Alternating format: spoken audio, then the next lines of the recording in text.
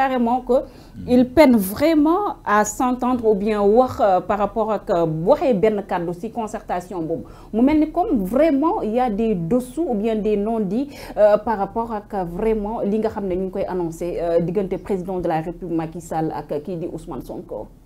C'est vrai qu'il y a beaucoup de non-dits parce que ce qui est sûr moi actuellement Ousmane Sonko c'est le maître du jeu.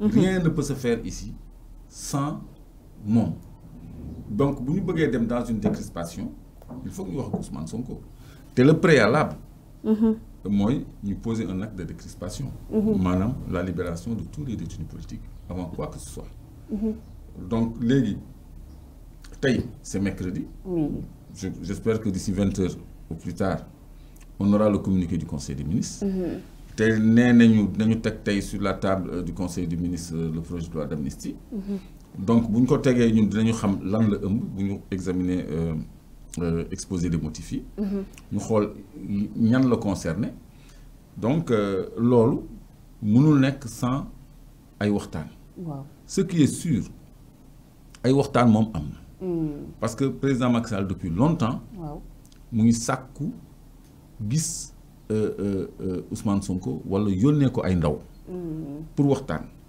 à côté de cette volonté de Macky Sall parce que il est isolé actuellement il est seul il faut que moom mu génnee ci boppam nu mu ci génnee lay wut fi mu nekk porte de sortie la Macky Sall il cherche une porte de sortie il est dans le désarroi donc te fu mu nekk nii mennum Ousmane Sonko moo ko ci mën a génnee moo tax communication bi ñuy def yëpp les deux anciens présidents ont fait un communiqué conjoint il y aura la libération des détenus il y a des négociations en cours kooku c'est une psychologie de masse buy démobiliser conviction bi am sur le terrain engagement bi am sur le terrain boo xoolee démb loolu moo refroidir ñu bëri parce que les gens étaient encore dans des interrogations c'était pas encore clair maintenant il est clair que Boubacar Camara il a fait un démenti par rapport au tweet de Karim nee na moom musul négocier ak Macky Sall lu jëm ci libération Ousmane Sonko donc Abdou Diouf il a précisé sa pensée en disant qu'il faut qu'on se conforme à la Constitution et sous-entendu au calendrier électoral donc les choses se précisent maintenant Macky Sall mais na jël responsabilité am Abdou Diouf en son temps avait dit je tends la main à l'opposition parlementaire parlant de Ablaye Wade pour ñu toog waxtaan mais loolu il y a pas de honte bu mu rëy moom moo soxla génn ci guttu gi mu dugal boppam guttu gi mu dugal Sénégal te le maître du jeu c'est Ousmane Sonko parce que koo xam ne tere nga ko dem élection ba sonn mu dugal ñetti candidats yu ñuy valider nga ni léegi processus bi da nga koy arrêter pour redistribuer encore les cartes pour gën a mën a filtrer pour def say nit pour donc loolu sénégalais yi mënuñu ko accepter communauté internationale bi gis nga mënuñu ko accepter fi mu nekk nii coow li nee na kur ci kawam parce que bu ñu demee ba États-Unis Nations Unies Union européenne Union africaine ak CEDEAO di ko teg pression pour mu def li nga xam ni moom la constitution bi wax loolu def ñuy dooleel ñun acteurs publics de la société civile et des mouvements citoyens day dooleel les états-majors politiques les partis politiques day dooleel ñëpp ñi nekk biir Sénégal di revendiquer ay élections le 25 février. Mais donc élection le 25 février. C'est possible. C'est juste une communication. C'est pas une communication. On est le combien? Mais on est le 14 même si on est le 15. Même si on est le 15. Le 15. Je dis, le 14. Même si on est le 20. L'élection peut se tenir jusqu'au premier dimanche du mois de mars. Même au deuxième dimanche du mois de mars. L'essentiel, moi, entre le premier et le deuxième tour, en cas de deuxième tour, moi, au moins un délai d'une semaine pour nous faire deuxième tour. Ça nous amène à ne pas dépasser la date du 2 avril. Bien sûr, il faut le mandat bien. Donc, si nous devons réajuster le calendrier électoral, nous le temps de campagne qui est de 20 jours, nous devons 10 jours.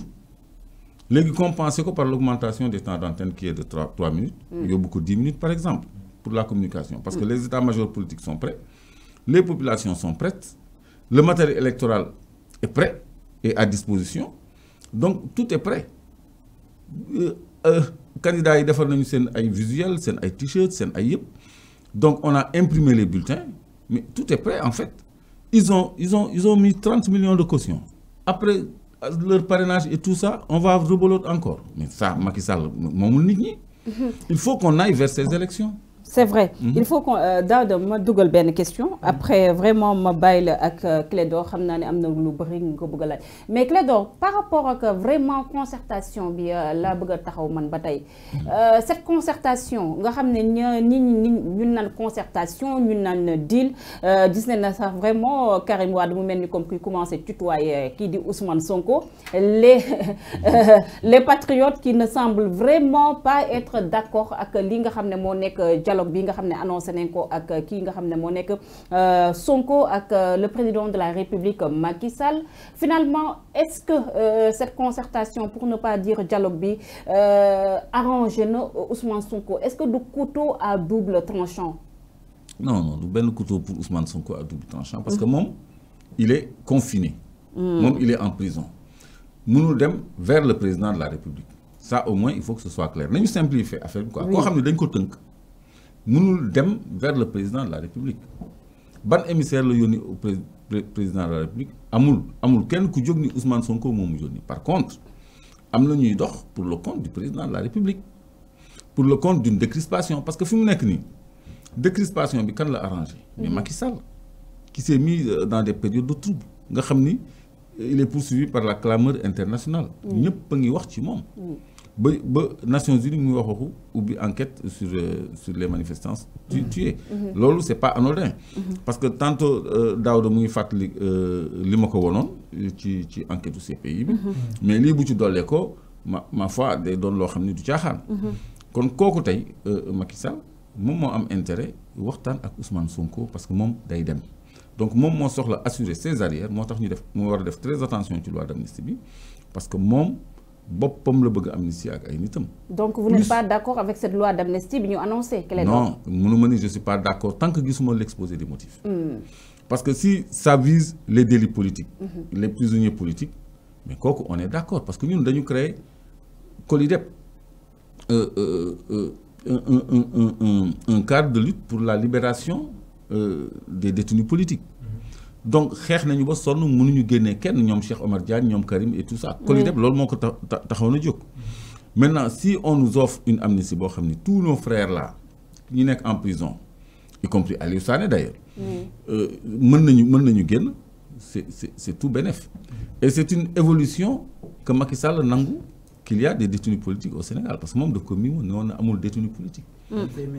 Même ses ministres. Léegi bu ñu nee dañuy amnistier les détenus politiques. Ça veut dire qu'ils commencent à nous rejoindre.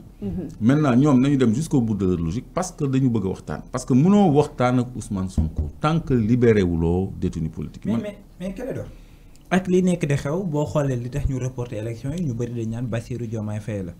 tey amnistie bi ñu andi buñ ko waxee ne garantie laa ko mën a tuddee ndax tey njiitum réew mi Macky Sall. nekkul ne dafa bëgg ay arrière am. la bëgg.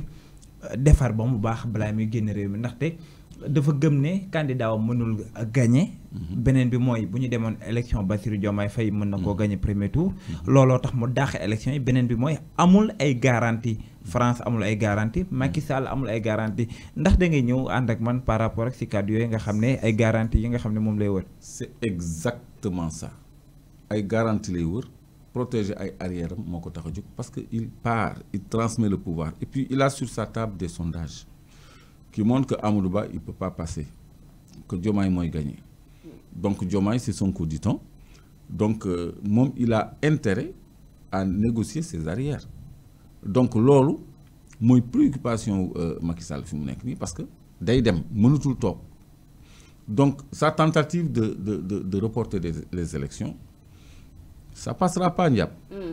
Parce que les élections vont se tenir. Le 2 avril, on aura un nouveau président. Donc moom li muy éviter peut-être mooy passation de service ak Diomaye. Pourquoi? Parce que bu ñu ko joxee raay yi. Palais imagine une cérémonie. Diomaye Macky Sall. ñu takkal raay yi Diomaye. Il devient le président de la République. Oui. Léegi président Macky Sall mën na bañ a génn Sénégal Comment ça? Ah mais parce qu'il y a des dossiers il y a des dossiers donc mën nañ ko ni bon. Mais pour incriminer un président de la République, il faut vraiment du lourd Clédor. Il faut juste pouvoir justifier la haute trahison. Et le fait que nous organiser un coup d'État constitutionnel, c'est une haute trahison. C'est-à-dire Macky Sall mën nañ ko toppee ci loo xam ne yorul son manteau de président de la République. Parce que je rappelle quelque chose d'important. Bàyyi leen ci xel bu baax de. En 2012. 1er avril, bi muy prêter serment.